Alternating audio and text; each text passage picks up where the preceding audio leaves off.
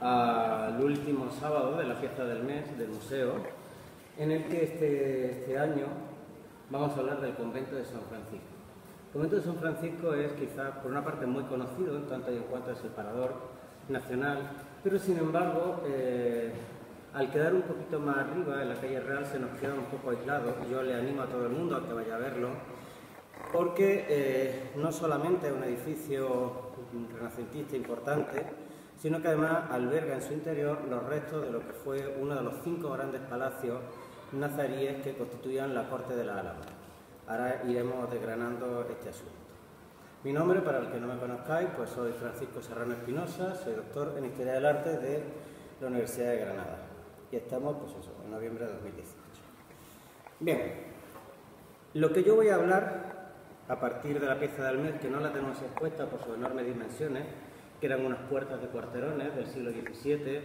con el emblema franciscano de las llagas de Cristo, pertenece a un edificio cuya cronología empezamos con Muhammad III, que comienza con un pequeño recinto, del que ya están delimitados los muros perimetrales. Yusuf I, en 1330 aproximadamente, empieza la primera renovación del palacio, y luego será Muhammad V, no Muhammad III, como he puesto yo ahí, en 1370, cuando de forma paralela a la construcción del Patio de los Leones, empieza a trabajar en las áreas palatinas circundantes de los grandes palacios nazaríes que conocemos hoy, lo que conforman la Casa Real Anvieja. Y va a añadirle en esta época a un mirador ya preexistente una decoración pues, muy propia de sus construcciones. Entre 1492 y 1810, por cesión de los reyes católicos, va a ser convertido en convento franciscano. Ya saben ustedes la vinculación tan estrecha que existía sobre todo entre la reina Isabel y la orden franciscana, tanto es así que mientras concluían la obra en la Capilla Real, en lo que en el crucero de la iglesia, frente al mirador musulmán y no musulmán, estuvieron tanto el cuerpo de ella como el de su marido. Entre 1808 y 1811, el convento, cuyos frailes habían sido expulsados en una primera desamortización en tiempos de Godoy, va a ser ocupado por las tropas francesas. Sebastiani convierte toda la fortaleza de la Alhambra justamente en eso, en un recinto militar. Y el único lugar donde encontró donde atrincherar, sobre todo soldados que venían de las campañas de Rusia, fue en el convento de San Francisco. Y ahora veremos las funestas causas, ¿no? Las funestas consecuencias que esto tuvo. Entre 1814 y 1869, bueno, pues son esos años que posteriores a la expulsión de los franceses, las primeras grandes desamortizaciones, momentos que algunas familias principales que conservaban casas dentro del recinto de la Alhambra van a reivindicar para sí, sobre todo en la zona de las huertas, que eran muy feraces, porque además pasa la acequia real por ellas, con lo cual eran unos terrenos muy ricos y muy interesantes para la explotación, mientras que la zona del convento servía para alojar personas socialmente pobres y sobre todo como grandes cuadras donde guardar aperos de labranza y animales. Entre 1872 y 1954 pasa a propiedad del Estado. Y digo propiedad del Estado porque en el 69, cuando se marcha Isabel II, todo el recinto de la Alhambra pertenecía al Real Sitio de la Alhambra, es decir, pertenecía a la red palacial de la monarquía hispánica, pero justamente el director de conservación de ese momento, Rafael Contreras Muñoz, va a conseguir que se enaje toda esa zona, toda la Alhambra, y en vez de revertir en la figura de Alfonso XII en la monarquía, vuelve al Estado, con lo cual es el momento en el que se empiezan a hacer investigaciones serias para dilucidar lo que había sido el palacio musulmán preexistente al convento franciscano. Y en el 54, en esa especie de fiebre, muy interesante por otro lado, en la que muchos edificios histórico-artísticos no tenían una función clara y definida y había que aprovecharlo de alguna manera, pues se va a convertir en parador nacional, función que le ocupa hasta hoy en día y en el que yo les vuelvo a repetir, les animo a que vayan a verlo porque está abierto a todo el mundo. Bien, aquí nos encontramos la fachada principal del convento, de la cual podemos destacar a la izquierda ese arco ojival de tradición toledana con esos paramentos de ladrillo y aparejo, algo que es muy frecuente en toda Granada, muy propio de estos últimos años del siglo XV, principios del XVI, que da lugar a lo que era la iglesia conventual, hoy desaparecida, ¿de acuerdo? Tras las restauraciones, tras limpieza restauradora y arquitectónica de Torres Balbás. Pero no obstante, se conserva esa portada ojival con ese gran arco, muy similar a los arcos diafragma que podemos encontrar, por ejemplo, en iglesias como la de San José, en el Albaicín. Es decir, una solución constructiva, rápida, económica y muy funcional. La torre es una torre muy sencilla, con 2 ventanas cuadrangulares en el cuerpo bajo, una pequeña ventana ojival y ya rematado a finales del 17 con ese campanario, ese cuerpo de campanas, trazado por Ambrosio de Vico, que se está encargando también de cerrar las obras de la iglesia mayor de Santa María de la Lana. Y a la derecha nos encontramos lo que es la fachada propiamente dicha del convento. Cuando digo del convento me refiero de la residencia conventual, es decir, el acceso al claustro, con las dependencias donde se articulaba pues, la vida religiosa. Bien, esta imagen que todos conocemos es precisamente de la iglesia conventual, de lo que fue la iglesia conventual. Nosotros estamos viendo al fondo, preciosamente iluminado, tras un espléndido arco, lo que fue la cabecera de dicha iglesia. Esa cabecera originalmente era una cupa hispano-musulmana, a la cual se abrían 3 alamíes o alcobas, de la cual la alcoba la alcoba este se abre hacia el valle del Generalife con esas ventanas tripartitas en un mirador muy similar en concepto al que podemos encontrar en el mirador de Lindaraja, lo cual nos habla de un espacio dedicado a ese disfrute y ese recreo de la naturaleza, que justamente aquí es donde se puede percibir algo similar a lo que se podía percibir en el mirador de Lindaraja, solo que el Lindaraja está cerrado por las construcciones cristianas del emperador, entonces no se puede disfrutar esa vista en la lontananza. Y luego, tanto a la izquierda, que yo lo veo muy bien aquí en mi ordenador, pero se fatal ahí, y a la derecha se encontraban, a la derecha, bajo ese arco lobulado, ese arco del siglo XVIII ya, se accede al claustro, y justo frontero al arco, donde está ese farol, hay otra gran capilla de los Fajardos, que se conserva bastante bien. Torres Balbás, cuando en los años 20, a finales de los 20, a principios de los 30, en esas campañas restauradoras y de limpieza del monumento, opta por quitar la cubierta de madera que cerraba el espacio de la nave, ¿no? De la nave de la iglesia.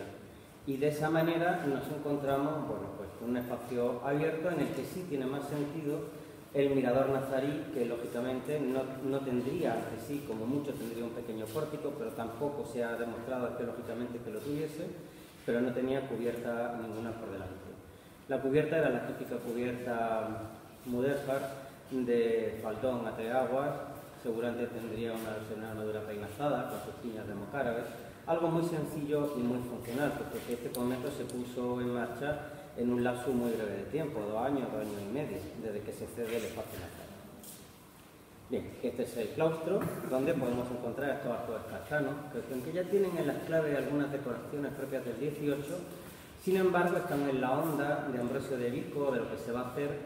en la abadía del Sacromonte. A mí me interesa que vean ustedes justamente cómo en el lado este del patio hay un elemento muy interesante, que es esta acequia doble, aquí estamos viendo el paso de la acequia, que va a ser el eje a través del cual se va a vertebrar el palacio hispano-musulmán. Esto es muy interesante porque además, justamente coincidiendo con el fin, es decir, con el soterramiento de la acequia, nos encontramos donde está aquel foco en la esquina, la sala, digamos, más completa, junto con el mirador del espacio hispano-musulmán, que además nos sirve, o le sirvió sobre todo a Mariano Contreras en el 19 y a Torres Balbás en el 20, para definir los límites del palacio nazarí preexistente. Bien, aquí tenemos esta planta baja, este plano de Torres Balbás, donde podemos ver la gran fachada, grande corrida del convento, con el cuerpo de la iglesia, a la cual se abre, los planos son varias partes, a la cual se abre esa cabecera, ese mirador nazarí. Y vemos esta acequia con una sala y otra sala. Estas salas son muy importantes porque, vuelvo a repetir, nos van a ayudar a entender y a definir la arquitectura musulmana preexistente. Aquí, tras las excavaciones de Mariano Contreras, Torres Balbás se encuentra con que es posible delimitar de alguna manera los muros que se conservaban de época nazarí a comienzos del siglo XX. Es así que nos encontramos justamente cómo el convento va recreciendo hacia el sur, desde la zona norte, y va recreciendo en torno al claustro. Entonces, la construcción nazarí, que es una construcción alargada, de corte rectangular, tendría esta primera sala, un patio rectangular vertebrado por la acequia que vemos aquí. Vemos que se encuentran restos de muros nazaríes sobre los cuales aquean muros ya cristianos, la cabecera y los restos del baño pertenecientes a la época de Yusuf I. Este alzado, de lo que pudo ser parte de ese gran patio, ¿no?, a través del cual se vertebraba el Palacio Nazarí, nos muestra justamente este gran arco, este bello arco de acceso al mirador, una ventana abocinada que le daría luz desde el patio a la mía. Seguramente habría otra paralela hacia el otro lado, y restos que se encuentran dentro de la fábrica de una puerta de acceso con dos ventanitas. Ustedes piensen en el patio del Palacio de Comares, con esos muros largos, transversales, horadados por pequeñas puertas ornamentadas, bellamente ornamentadas, que daban lugar a esas estancias, a esas habitaciones, a esas viviendas de verano, que lógicamente aquí pasaría igual que en el otro recinto. La parte baja se utilizaría en verano, la parte alta en invierno para reservarse del frío. Pero vemos ese esquema tan típico de la arquitectura nazarí. Las cotas de los muros nazaríes son muy altas, llegando a superar incluso el vano de acceso al mirador. Es decir, que la construcción cristiana aprovecha bastante de la esquina musulmana para recrecer y convertirse en convento. Aquí tenemos otro plano de Torres Balbás, que justamente es del año 29, en el que ya vemos claramente esa disposición. Vemos, por lo menos empezamos ya a percibir cómo tenemos un gran patio central con una estancia principal a un lado, otra estancia principal a otro,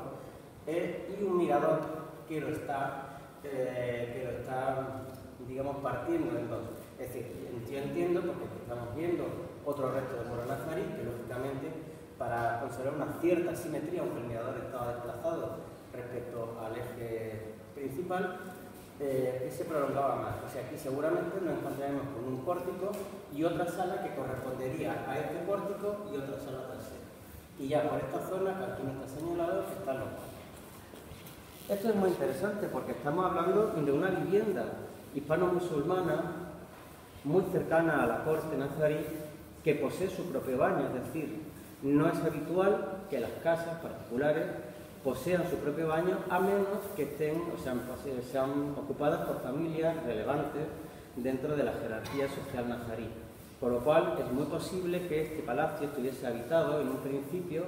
por miembros cercanos a la casa nazarí o algún cargo importante. De hecho, vuelvo a repetir, intervienen los dos grandes constructores, bueno, los tres. Muhammad III lo crea, Yusuf I lo amplía y lo mejora, le incorpora el baño,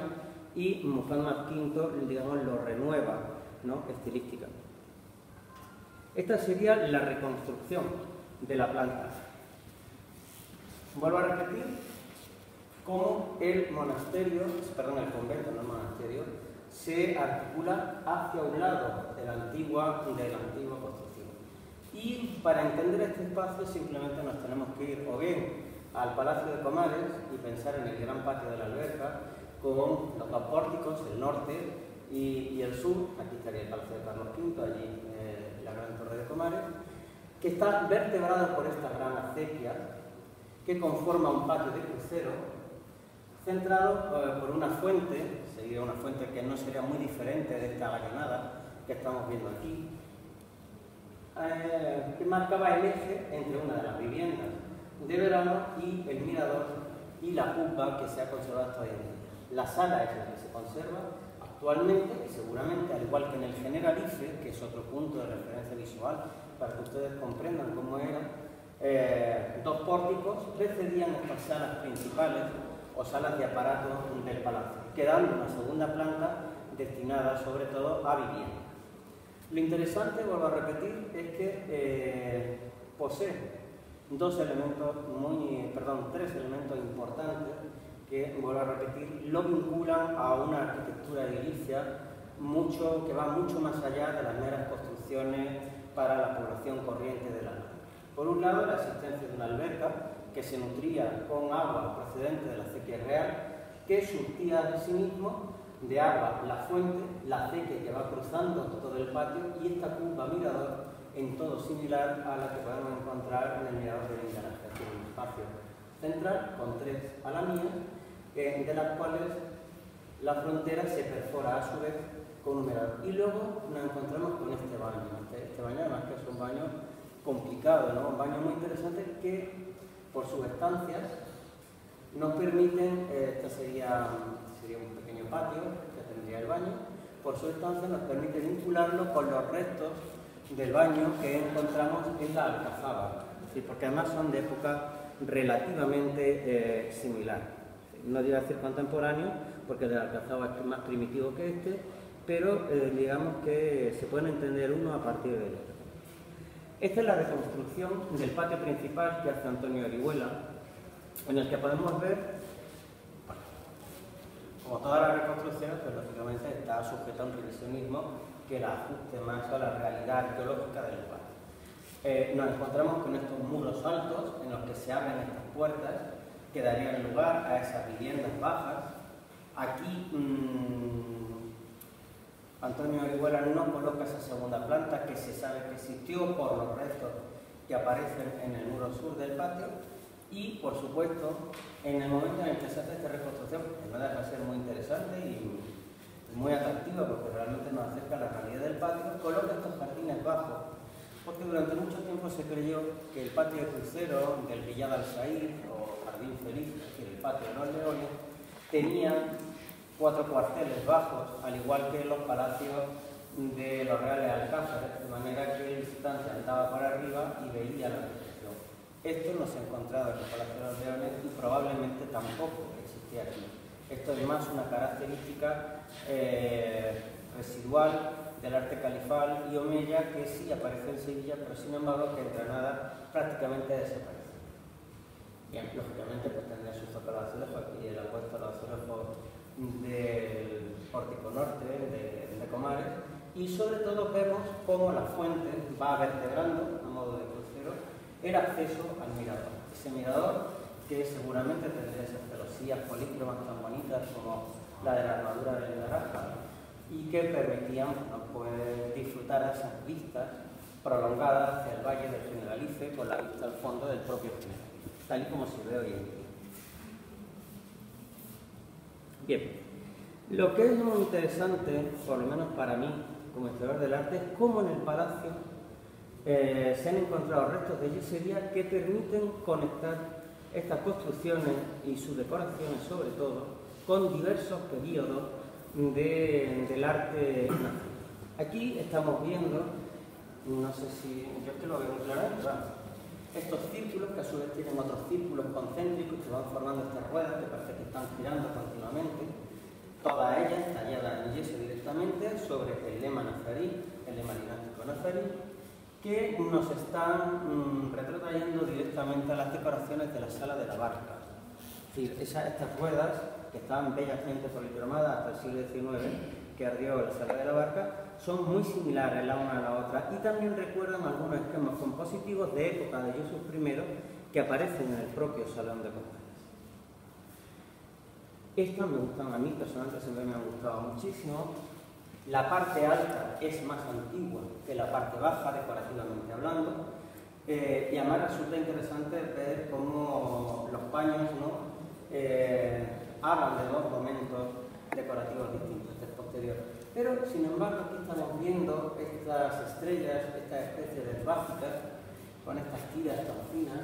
que se van girando, también van formando esa decoración helicoidal, que nos llevan directamente a la Torre de las Damas, donde podemos encontrar este tipo de decoración, y también nos llevan a un mirador de tiempo de Muhammad III que hay en el Generalife. Conforme entran ustedes al patio de la alberca, a la izquierda, ese pasillo tan grande con esos arcos de tiempo de los Reyes Católicos se interrumpe con un pequeño miradorcito donde podemos encontrar esto. Y asimismo encontramos esta decoración de tiempo de Yusuf I en el Partal y en un pequeño mirador que existe en el patio del Zafariche, justo antes del acceso al antiguo oratorio, justo antes del acceso al Mexuario, cuando se entraba por ahí. Bien, esta decoración también es muy bella. Y me pasó la semana pasada que me preguntaban si no eran placas y moldes, pero que se ha demostrado que no, que verdaderamente uno va viendo esos ejes compositivos que parece que son placas vaciadas y luego pegadas por ellos. Aquí estamos viendo una decoración de ataurique muy interesante, como si fuera una puerta ataujerada. O sea, ustedes pónganla en vertical y vemos los cauteles maravillosamente, ¿no?, decorados. Y podría ser perfectamente o una de las puertas de la sala de las dos hermanas, es decir, o cualquiera de los tapialzados que ustedes pueden ver en el museo. Todo esto de tiempo de Lujano Martín. Estas fotografías, que son de los años 30, nos impiden ver, sin embargo, esos restos de rojos y verdes tan bellos que debieron de dotar a esta estancia de un sentido de la policromía bastante fuerte. Es decir, que de una calidad extraordinaria. Bien. La sala, bueno, el convento de San Francisco, por esos avatares tan duros que tuvo, llega a tiempos de Mariano Contreras y de Torres Balbás en un estado bastante deplorable. Piensen ustedes que cuando Sebastiani reubica a las tropas francesas en esa parte de la Alhambra, no contaba primero con la estrechez del recinto, que tenía la gente muy hacinada, sino con una serie de inviernos muy duros que, unido al mal abastecimiento de las tropas de Sebastián, él vivía estupendamente en la Chancillería, bueno, pues recurrieron a quitar vigas, puertas, ventanas, retablos, todo el mobiliario que desgraciadamente, bueno, el que dejaron los vecinos de la Alhambra, porque también hay un espolio muy interesante, bueno, pues todo ese mobiliario fue quemado sistemáticamente para proporcionar calor a la gente que se ubicaba allí. Eso, unido a unos 40 años posteriores a eso, de abandono y de injurias, pues hacen que todo el recinto de San Francisco llegue en muy mal estado al siglo XIX, y aquí lo vemos ya apuntalado en un estado previo a la intervención de Torres Balbás. Es decir, nosotros estamos viendo cómo ya se han pintado y se han limpiado los muros bajos, donde en otra fotografía vamos a ver, nos vamos a encontrar justamente con estos paramentos típicamente nazaríes, con unos recrecimientos de carácter cristiano, la manera ya de poner los ladrillos distintas, y sobre todo cómo ha subido el nivel del suelo frente al original nazarí. Y esto les comento, se preguntaron ustedes cómo puede ser así. Pues es tan sencillo como que, y aquí se ve claramente, la arquitectura nazarí, que es una arquitectura, aunque muy brillantemente ornamentada, muy pobre en su planteamiento, es decir, dinteles que se hacían a partir de muros, de mampostería o de ladrillos, con dinteles de madera, bajo los cuales se alargaban esos bellos arcos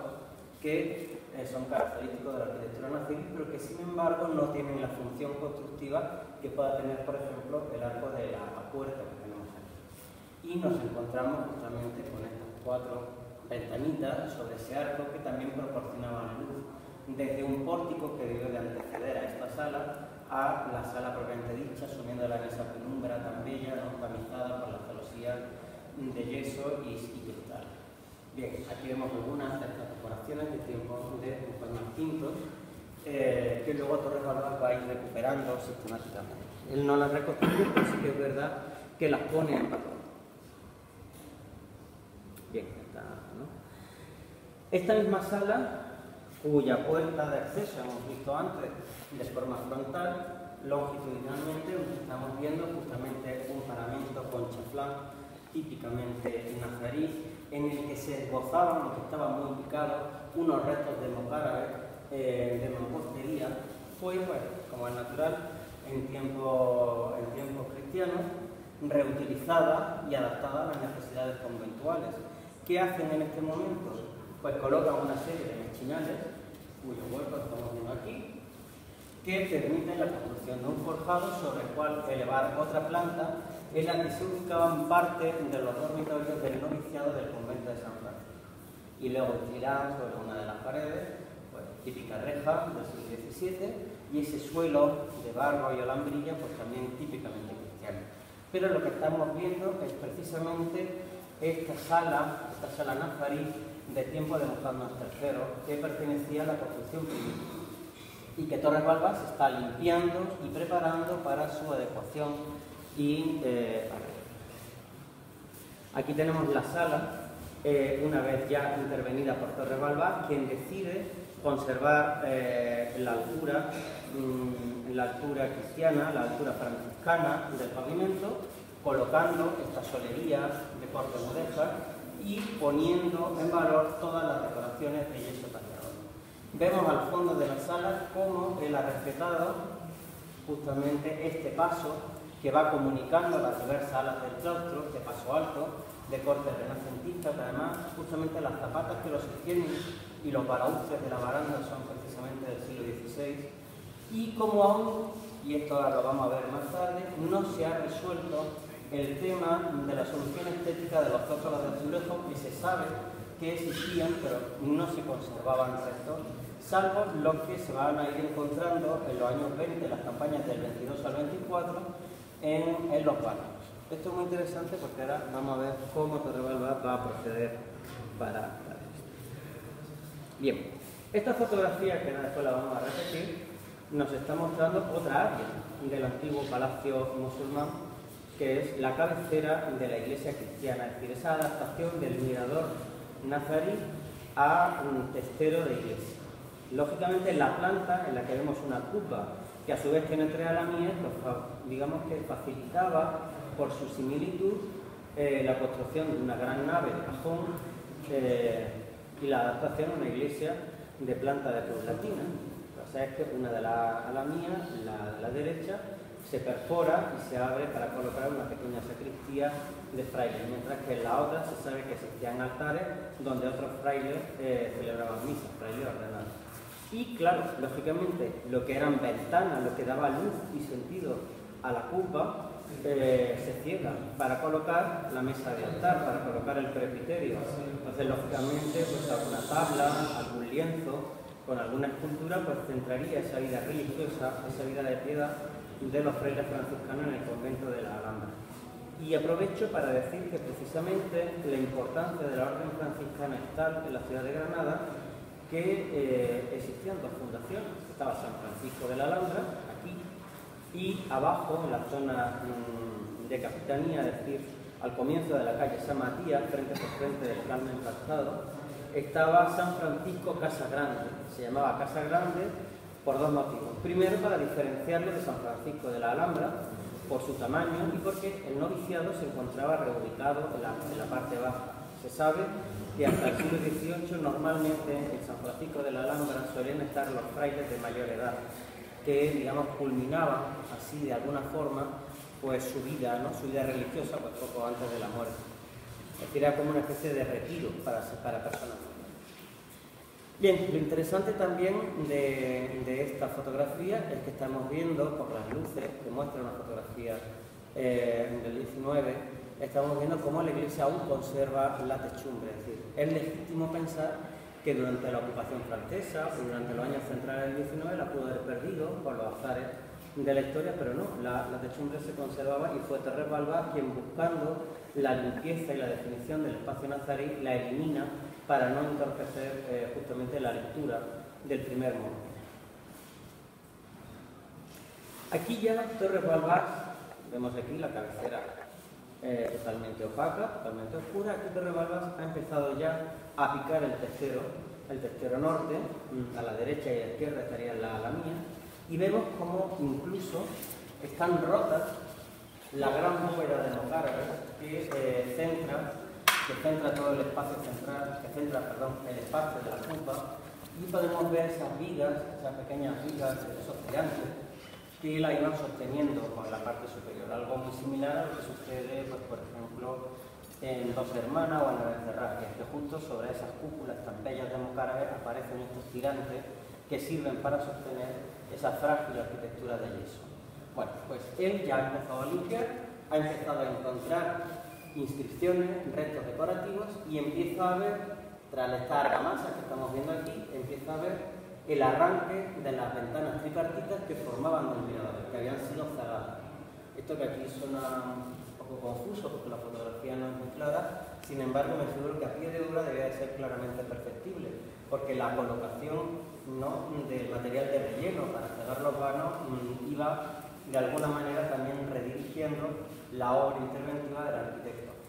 Y vemos pues, precisamente toda esta decoración de la parte baja que Torres Balbás va a poner en valor y que, tras la intervención en el año 31, lucía así de hermosa. Pero, lógicamente, los arcos, además este cientificismo que practicaba Torres Balbás, aunque están reconstruidos conforme a la forma de un arco peraltado nazarí, con ese intrador polilobulado tan bello y esas columnas, en realidad estamos hablando de estos arcos que él ha omitido todo tipo de decoración. Lo mismo que la parte alta. Lo que se ha hecho, y esto es muy importante, es poner en cuenta justamente en la alamía apilados, como si de algún momento se hubieran caído, pero se hubieran guardado. Esto aparece en los cuadernos de nota de Torres Balbás. Gran parte de los mocárabes que cerraban la bóveda y que antes de la intervención no estaban en su sitio y permitían la visión de esos tirantes que están contemplando en la parte alta. Eso permite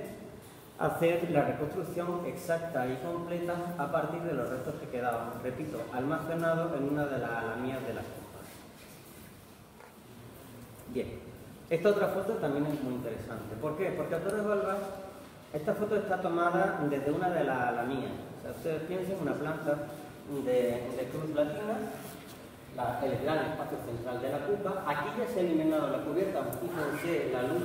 como entra de forma directa, ¿no?, al espacio central. Aquí tenemos una alamía, esta es la otra alamía vista desde la sacristía franciscana que conectaba con los baños,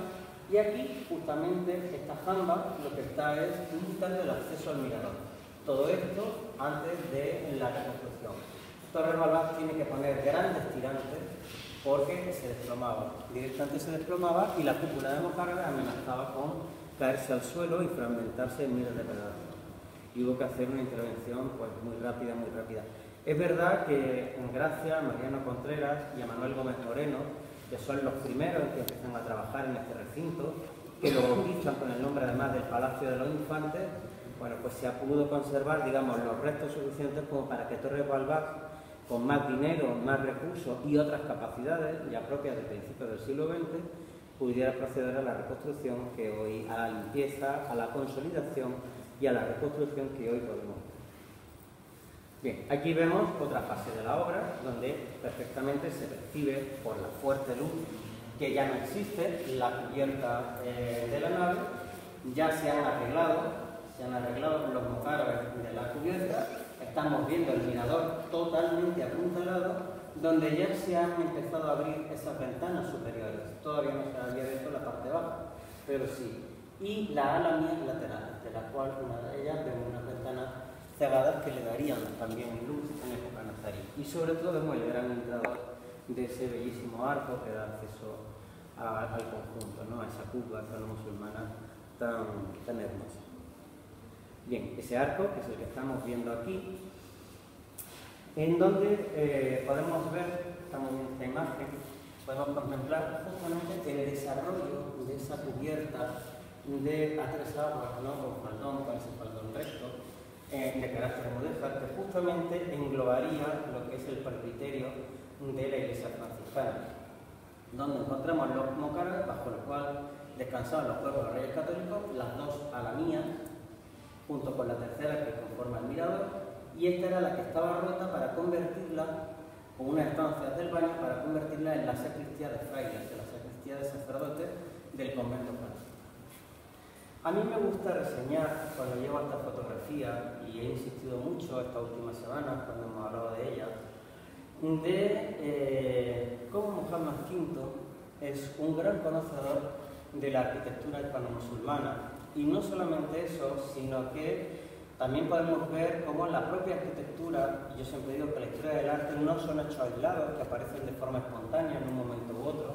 sino que todos son eslabones de cadenas que se van enlazando los unos con los otros y que de vez en cuando pues, florecen con esa belleza y esa potencia, ¿no? Formando cada uno de los espacios temporales que conocemos por estilos, o definiendo las características estilísticas y la cronología de un estilo común. ¿Qué quiero decir con esto? Que Muhammad V, cuando redecora este espacio, cuando se redecora este espacio, que sabemos que él estaba interviniendo en el Riyad al-Said, que en ese momento estaba en plena construcción, más unas reformas que hace en el antiguo Palacio de los Tendillas, que hoy no existe, frente al Partal, y en esta zona de la Alhambra para albergar, digamos, a los miembros notables de su corte. Recuerden ustedes que Muhammad V es expulsado de Granada y luego recupera el poder, pues de alguna manera va a recompensar a esas personas que le han ayudado a volver al poder y ennoblece y enriquece toda esta área palatina para alojar a miembros de la corte cercana al trono. Bien, pues aquí, si se fijan ustedes, esto, en la albanera del arco, estos preciosos círculos con estas palmetas, estos roleos, no son realmente nazaríes o típicamente nazaríes. Aquí podemos asistir a una especie de historicismo del siglo XIV sobre un motivo ornamental del siglo X, tradición califal. Hay que recordar que en Granada, precisamente, se conservaban de tiempos civiles algunos restos de origen califal muy interesantes que él pudo ver. Lógicamente, tanto la alcazaba del rey Gadis, en la parte alta del Albaicín, se conservaban algunos de estos restos en la misma pila del Monfort que tenemos allí. Y sobre todo porque sabemos que Muhammad V visitó Córdoba y por consiguiente pudo contemplar algunas de las obras en mármol de Benazza. Por eso este motivo que aparece en esta albanera es tan sugestivo y tan interesante para nosotros, porque es como si en el siglo XIV él hace un ejercicio de memoria histórica y coloca una ornamentación más propia del siglo X, del siglo XI. Lógicamente, esta albanera da paso a este bello arco arquitradoso agallonado, donde los gallones van formando a su vez esa forma dentada tan propia de la arquitectura nazarí, con esos intradores tan bellamente labrados, ¿no? Que simplemente tienen que irse a los dos arcos de la Sala de la Barca y de acceso a la Sala del Trono del Palacio de Comares para ver esa preciosista ejecución, porque además el grosor de los muros es muy similar, ya que son muros de calidad. Pero lo que nos ayuda también a entender cómo este arco está hecho en el tiempo de Muhammad V es precisamente el detalle ornamental de Taurique que centra el arco y que ocuparía de alguna manera la clave del mismo. Vemos esta belleza, ¿no? esta belleza formal de estos gallones que van formando estos arcos que se entrelazan entre sí, y justamente en la parte central nos vamos a encontrar con este motivo ornamental cuyo rastro lo podemos hallar en la taza superior de la fuente del Patio de los Leones, hoy en el Partal, y en los motivos que aparecen en la propia taza dodecagonal de la fuente del Patio de los Leones. De hecho, si ustedes invierten el motivo, verán que son unos motivos geométricos muy similares, sobre todo totalmente adscribibles a la época de Muhammad V. Aquí vemos estos preciosos protobriques que ven esa forma de pimiento y vegetal estilizada, esta flor que se va abriendo, y aquí estamos viendo una de esas palmeras tan bellas que sin embargo nos hablan de una arquitectura un poquito anterior, es decir, de ese ejercicio de recreación histórica de ese paraíso perdido, ¿no? Pero sobre todo vemos pues, justamente esa conjunción tan elegante y tan armoniosa de los arcos entrelazados, los bellos gallones que a su vez forman unos arcos sobre los cuales se coloca esta intrincada red de lazo, y el motivo central, que vuelvo a repetir, está en plena conexión con lo que podemos ver en la taza de los leones del Palacio del Riyad al-Said o Jardín Feliz. Bien. Aquí tenemos esta vista en la que podemos apreciar pues justamente ese mirador que centraba el patio de la antigua vivienda hispano-musulmana que precede al convento de San Francisco y que vuelvo a repetir. Esta curva, o esa forma que tiene cruciforme, pues es el espacio ideal, o digamos el espacio natural, o la constitución natural para colocar ahí una iglesia cristiana bajo cuya bóveda central se encontraba el sepulcro de los reyes. Vemos ese conjunto, pero vuelvo a repetir, aunque está muy cercano a la corte y tiene patronazgo real, porque eso queda clarísimo con la construcción del baño, el empleo de algunos colores en la azulejería, sin embargo tiene un punto más vasto, un punto más grosero quizás, que la sutileza y el refinamiento de otros espacios nazaríes. Es como un poquito más tosco. Esto también nos ayuda a hablar de momentos anteriores del arte nazarí. De hecho, los mocárabes de esta curva nos pueden recordar muchísimo esos mocárabes que son un poquito más gruesos, un poquillo más vastos, de la bóvedita del pórtico que antecede, del antepórtico del Corral del Carbón, es decir, donde podemos ver esos mocárabes un poquito más vastos, perfilados en negro, con una decoración un poquito menos simple. Es decir, algo más primitivo, algo más que, ¿cómo diría yo? Algo un poquito más rústico, ¿no? Como más de una casa de campo, pero aún así de una gran belleza y de un gran equilibrio formal. Eso creo que salta a la vista. Aquí estamos viendo el intradós del arco, con esta labor tan bella, que vuelvo a repetir, dimana directamente de tiempo de Jesús I y de Muhammad V, en los intradoses del Palacio de Comares, y el desarrollo, y el arranque y el desarrollo concéntrico de la gran bóveda de Mocaray, donde, insisto, los prismas empleados son un poquito más toscos de los que vamos a encontrar en el Riyad al-Said. Aquí tenemos un desarrollo de la bóveda, donde podemos ver esos aros concéntricos que culminan en ese pequeño cupulín, que yo veo perfectamente en el ordenador, pero quizás se difumina un poquito más en la pantalla grande, donde vemos esa potencia y esa belleza de ese espacio central, que era justamente lo que definía la Quba hispano-musulmana, ¿no? Esos espacios centrales alrededor del cual se articulan habitaciones que servían pues, para justamente el desarrollo de la vida o las funciones de estos.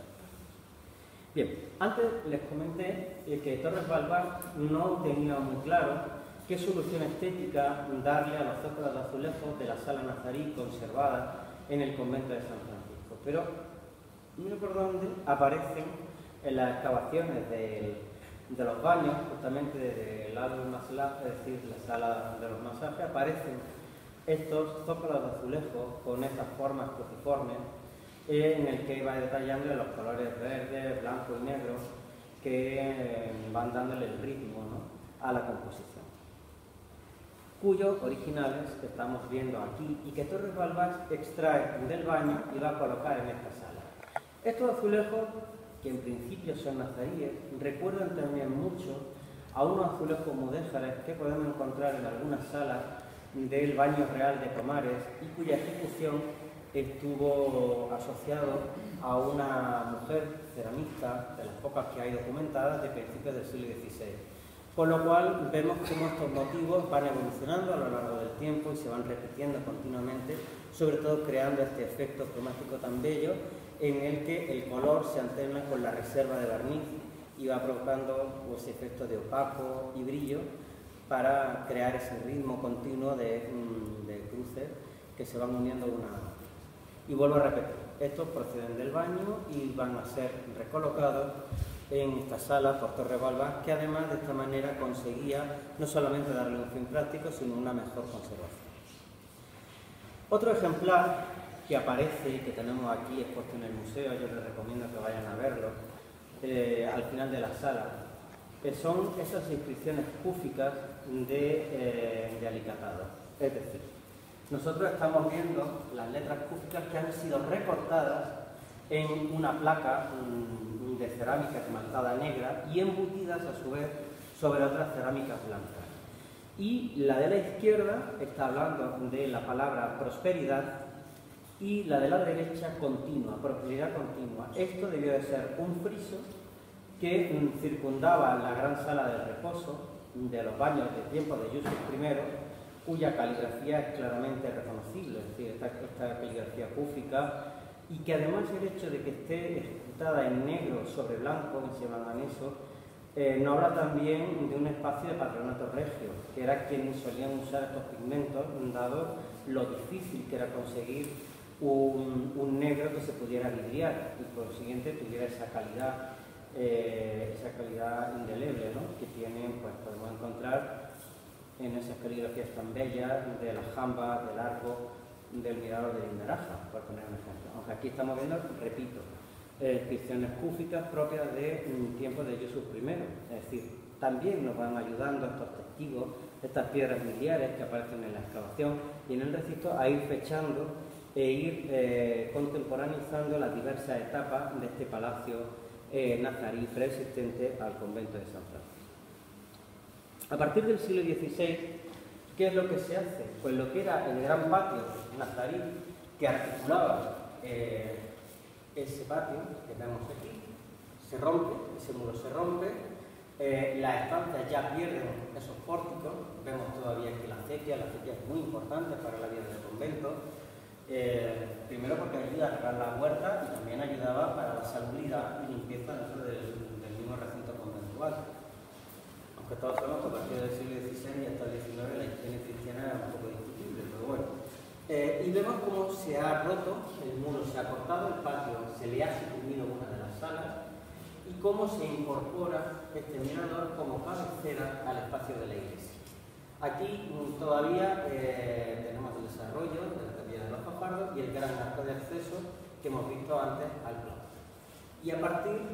de... se rompe la alamía para hacer esa sacristía de frailes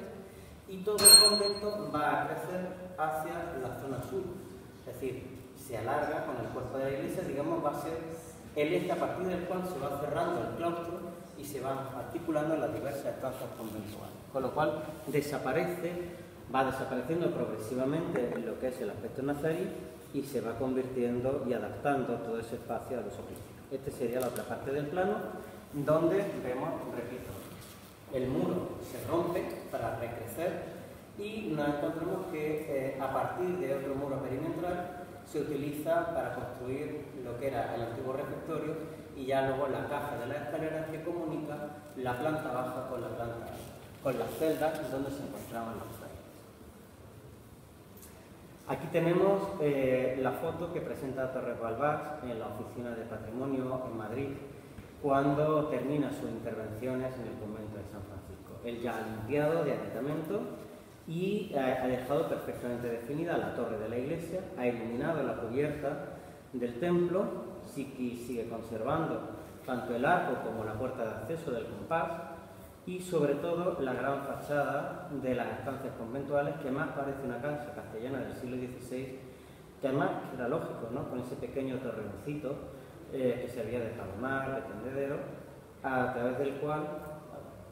pues, se podían ver todas las huertas que se vislumbran con esos árboles en este cielo tan típicamente granadino de esta época. Encontré esta foto que a mí me gusta mucho, primero por ese aspecto arqueológico que muestra, ¿no?, y porque precisamente nos habla, vuelvo a repetir, que todo lo que va apareciendo en el edificio nos está hablando de un momento determinado. De ese momento en el que Ambrosio de Vico está cerrando el cuerpo de campanas de la torre con ese doble orden de columnas, con ese orden de columnas pareadas que flanquean los arcos, y como la puerta, que es un elemento muy interesante que yo les animo a cuando vayan por Granada viendo iglesias, fíjense en la obra de carpintería de las puertas, porque suelen ser como elementos que nos ayudan a definir momentos históricos de la vida del edificio. Aquí estamos ante una puerta mañerista de finales del siglo XVI, principios del XVII, donde se han colocado estos cuarterones, estos grandes cuarterones que se van articulando a inglete con estas cinchas que forman estos motivos geométricos muy simples en la parte baja, pero un poquito más complicados en la parte alta, ya de ese tardo manierismo propio de Ambrosio de Vico, y cuyo ejemplo que a mí personalmente me satisface mucho desde el punto de vista visual, pues será la puerta de la iglesia del monasterio de San Jerónimo, que yo les animo a que la vean, ¿no? Estas carpinterías pasan muchas veces desapercibidas, pero repito, son como piedras miliares que nos ayudan a ver el momento, ¿no?, el momento en el que se cierra un edificio, en este caso las puertas, y cómo relacionan, ¿no?, cómo se relacionan unas partes con otras. Pues en este caso vemos unas puertas tardomanieristas con una torre tardomanierista, por lo cual es muy fácil entender que a finales del XVI, cuando ya se ha terminado el claustro, pues ya se empiezan a cerrar y a hacer las obras de carpintería. Bien, esta foto la he vuelto a poner aquí con idea de que vieran cómo estaba la iglesia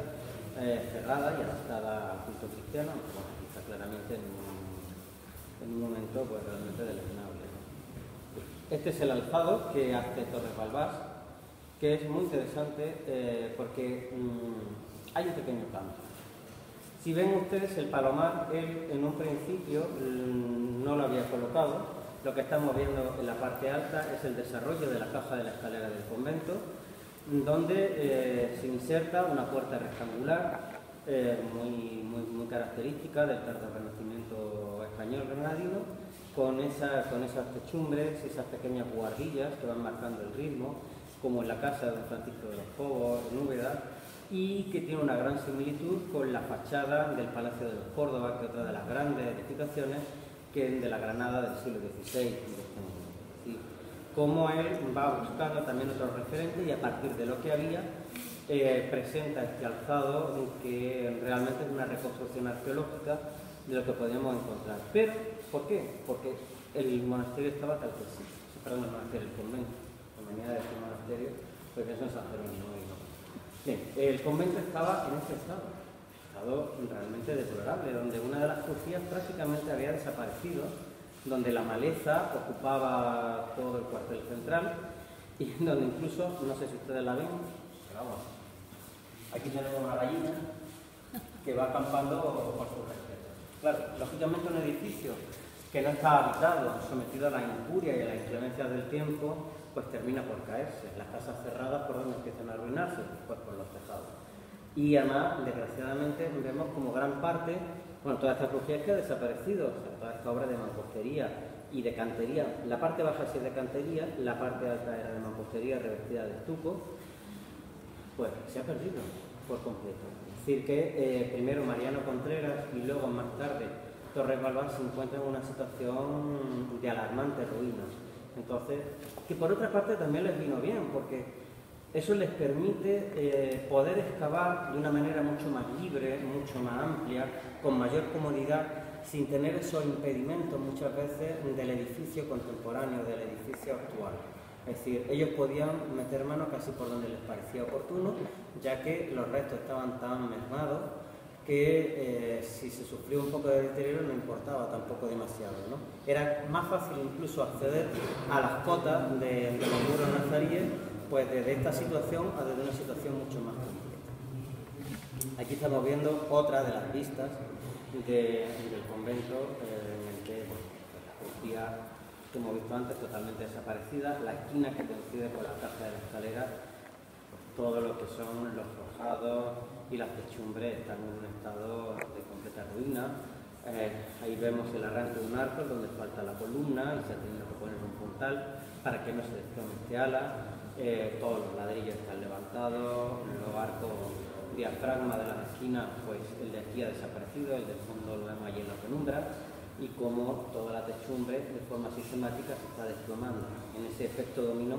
que seguramente de no haber sido intervenido el recinto en los años 20, pues yo calculo que para vistas de la guerra estaría prácticamente caído. Esta fotografía que he traído aquí es de Mariano Contreras Granja, hijo de Rafael Contreras Muñoz, que fue precisamente quien logró incorporar a los bienes del Estado español todo el recinto de la Alhambra. ¿Y por qué lo traigo aquí? Porque fue el primero que comenzó